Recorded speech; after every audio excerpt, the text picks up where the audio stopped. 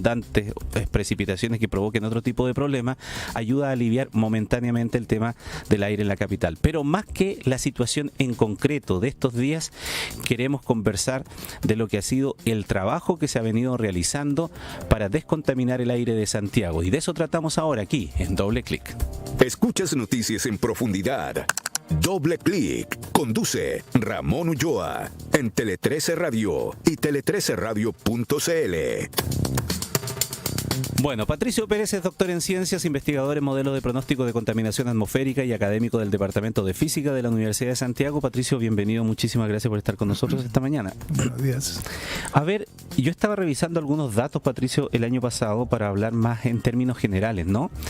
Y el año pasado, por ejemplo, la autoridad se felicitaba muchísimo respecto de que había sido el año 22, o sea, las mediciones del 23 por el año 22 habían sido de los años con mejor calidad del aire desde que existía el plan de contaminación de Santiago, el año 22. Saquemos el tiempo de la pandemia porque la pandemia es un fenómeno aparte, ¿no es cierto? Estábamos todos encerrados, entonces obvio que había menos circulación. Pero en perspectiva de esos números, más allá si la autoridad es más o menos complaciente, el combate a la contaminación en la capital, desde que existe el plan de descontaminación, ¿ha ido teniendo éxitos que son notorios?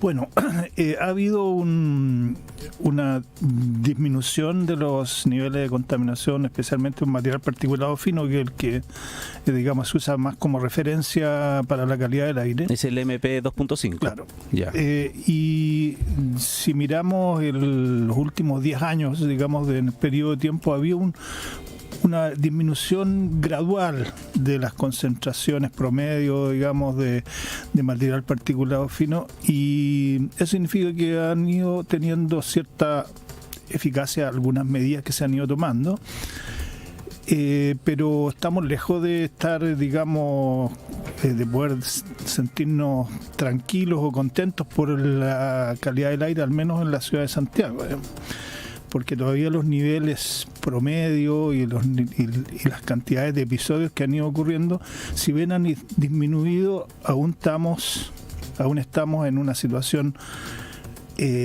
desfavorable comparada con otras ciudades, digamos, del mundo. Entonces, todavía falta por hacer, digamos. Falta mucho por hacer. ¿Y cuáles son aquellos puntos en donde tú crees que especialmente habría que colocar énfasis para que los números fueran mejores? Bueno, la verdad es que a este nivel, digamos, a esta altura, es difícil ver medidas muy drásticas que se puedan tomar. Ahora, lo que sí uno puede ver como algo positivo que se ha ido, por lo menos en la región metropolitana, ha ido suprimiendo el uso de calefacción por leña, que es uno de los factores importantes. Y también a nivel del transporte se ha ido también teniendo cada vez vehículos que contaminan menos, digamos. O sea, bueno, el otro día en la cuenta del propio presidente de la República, en una de la parte cuando hablaba de transporte, destacaba el hecho de la cantidad de buses eléctricos que hay aquí en la capital y en otras ciudades del país también. Claro, o sea, el transporte público está, digamos, a un nivel bastante aceptable en cuanto a limpieza de su proceso de funcionamiento de los motores, digamos, y por lo tanto eso ha ayudado. Hay que recordar que no hace mucho tiempo atrás los vehículos eran a petróleo y tiraban bastante contaminación, digamos. Entonces, también los vehículos particulares, también las exigencias digamos, para los procesos de emisiones de los vehículos ha sido cada vez más exigente. Y solamente se podría decir que los vehículos más antiguos que todavía van quedando en el parque son los que todavía están influyendo más, y a medida que vayan reemplazando por los vehículos más nuevos, también eso también va a provocar una disminución. Entonces, yo creo que en este momento el factor que podría mejorarse un poco más es la fiscalización a nivel de la calefacción. Ahí todavía uno percibe que existen sectores donde todavía se usa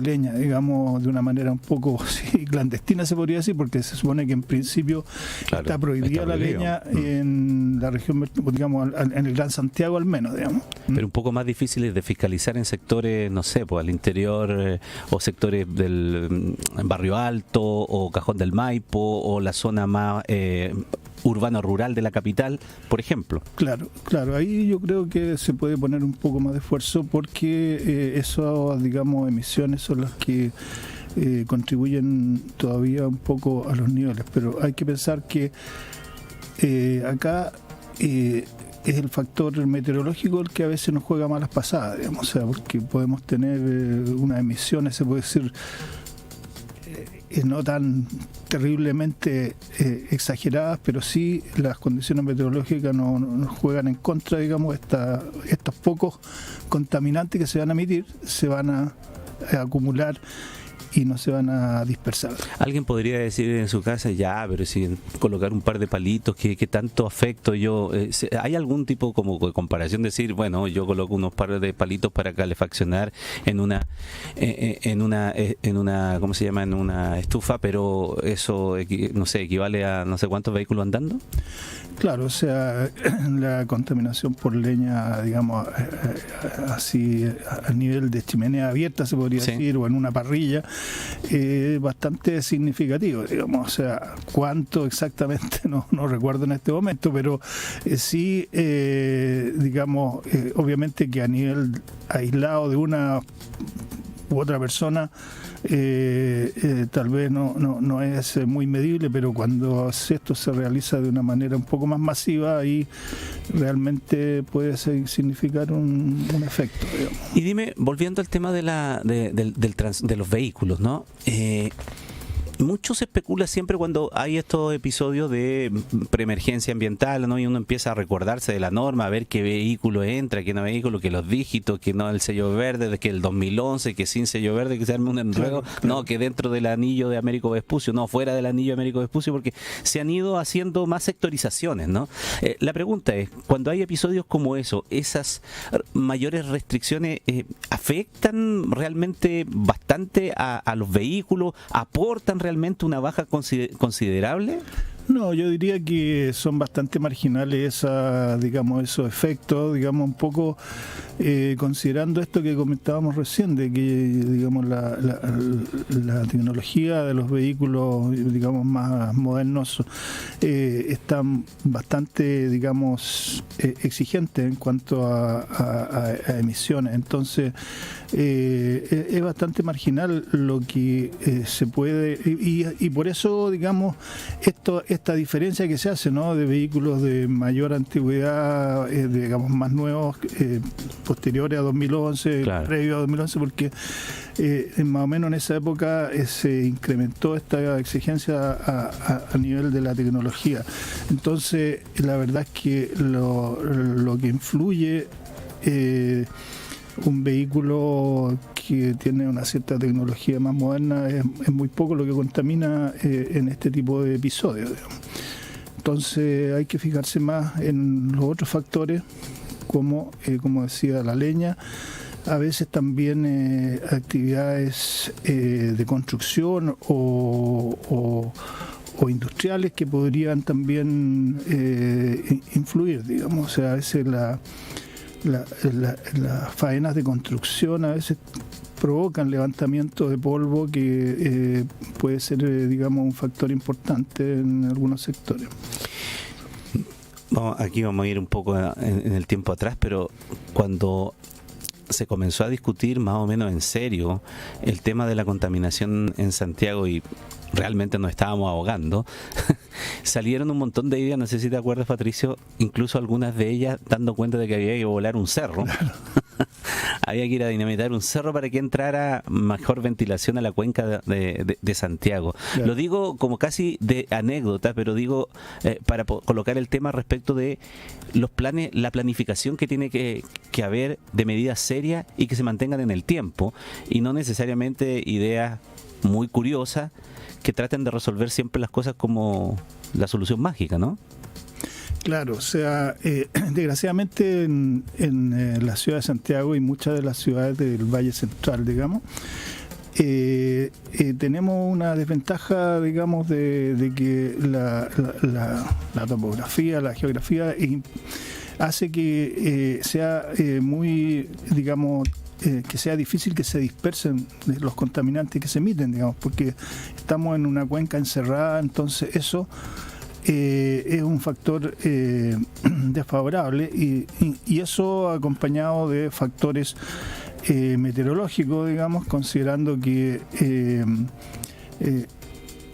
digamos las lluvias en ciudades como Santiago son muy espaciadas, digamos, ¿no? O sea, tenemos un apretón de lluvia que dura 3 días, pero después pasan 2 semanas sin lluvia, digamos. Claro. Entonces, eso hace que se vayan acumulando y que eso acompañado que en el invierno los factores meteorológicos asociados a los vientos, inversión térmica, son muy desfavorables y permiten que se acumulen y no se dispersen los contaminantes, a diferencia de lo que ocurre en otras ciudades que tal vez tiene emisiones similares, pero si está en la costa o está en un lugar donde hay mucho viento o donde llueve muy seguido, digamos, entonces la acumulación es mucho menos importante. Entonces tenemos que reconocer eso, tenemos que para que haya contaminación tienen que darse 2 factores, tienen que darse emisiones de contaminantes en algunas fuentes específicas y factor meteorológico que impida la dispersión de esos contaminantes. Entonces, nosotros, la parte meteorológica no podemos hacer mucho, está dada, digamos, así es. Entonces, eso implica que lo único que podemos hacer es mejorar un poco en cuanto a disminuir lo que sea posible las emisiones. En lo que dice relación a la contaminación que procede de los procesos industriales, ¿no? de las fábricas, qué sé yo, industria. ¿Y cuál es tu apreciación de lo que se ha venido haciendo en el tiempo? Porque al principio, yo recuerdo en los episodios más duros, ¿no? Restricciones y se paralizan todas estas fuentes fijas, etcétera, y venía el problema de la discusión respecto de ralentizar el aparato productivo en una ciudad que no puede estar parada, no sé, tantos días, porque tiene otro tipo de consecuencias y externalidades. Pero se ha ido aumentando en el tiempo y se ha ido modernizando también ese tipo de emisiones que son propias, porque cualquier actividad humana no es inocua, ¿no? Claro. Y por lo tanto, pero lo que hay que tratar de hacerlo es que sea lo menos perjudicial posible. Desde ese punto de vista, tu impresión, ¿qué se ha hecho en el tiempo? Mire, yo creo que, digamos, se ha ido, digamos, aumentando la exigencia de impacto ambiental de las industrias, digamos, de todas las faenas industriales que ya sea que estén en funcionamiento o que se proyecte de comenzar a funcionar, las exigencias han ido aumentando con el tiempo y es así que la incidencia del sector industrial en los niveles de contaminación no es la más alta, digamos. Yeah. O sea, como decíamos, las más altas son calefacción y transporte. En ese orden. Claro. Y la industrial tiene un cierto porcentaje, porque toda industria tiene procesos de combustión que algo contaminan, pero las exigencias para, digamos, que ellos mismos controlen esas emisiones y sean menores, han ido aumentando y yo creo que ha sido relativamente eficaces. Ahora, no sé cuánto más se puede mejorar por ese lado, digamos, pero como digo, en el tiempo se ha ido mejorando por ese lado. Es interesante la manera que uno puede ver, porque de pronto se puede volver muy autocomplaciente con los mismos números, ¿no? Y tampoco se trata de ser autoflagelante, ¿no? Sino buscar un justo equilibrio. Lo digo porque siempre hay distintas formas de ver las cosas, ¿no? El 2015, por ejemplo, que no está tan lejos, ¿no? 2015 estamos hace 9 años. En la región metropolitana se presentaron 17 horas de emergencia ambiental. 17 de emergencia, 255 horas de preemergencia ambiental, 645 horas en alerta ambiental. ambiental. Pero en los últimos tiempos hemos visto cómo la autoridad, y yo por eso daba datos del 2003 con evaluación del 2022, por ejemplo, ese año no hubo ni una hora de emergencia ambiental. Y eso se celebró muchísimo. Hubo, a diferencia de otros años, 80 horas con índice de preemergencia. Insisto, el 2015 teníamos 251. Y así podríamos seguir haciendo la comparación. Entonces, uno podría ser autocomplaciente con esos números o esos números desde la perspectiva de quienes ustedes que trabajan en temas medioambientales, ¿cómo los sopesan?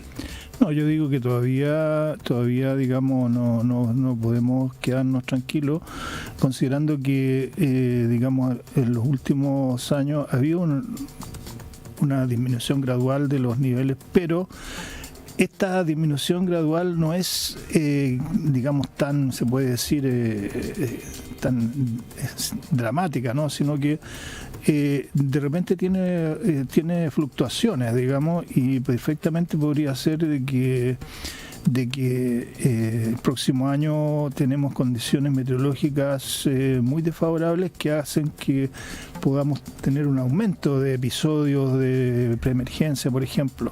Entonces, es perfectamente posible. O sea, aquí, tal como decía, juegan los dos factores, el factor emisiones y el factor meteorológico. Y la meteorología no es constante, sino que tiene fluctuaciones. Sí. Digamos, hay años que son muy desfavorables, otros que son menos desfavorables. Entonces, esa situación perfectamente podría implicar que, digamos, esta disminución gradual hace que digamos, todavía podrían ocurrir empeoramientos más por el factor meteorológico, si seguimos con una conciencia de ir controlando las emisiones. Y como decía, a nivel, digamos, a nivel de estándares internacionales todavía nuestros niveles de contaminación son altos, entonces no podemos, por ese lado tampoco podemos quedarnos tranquilos.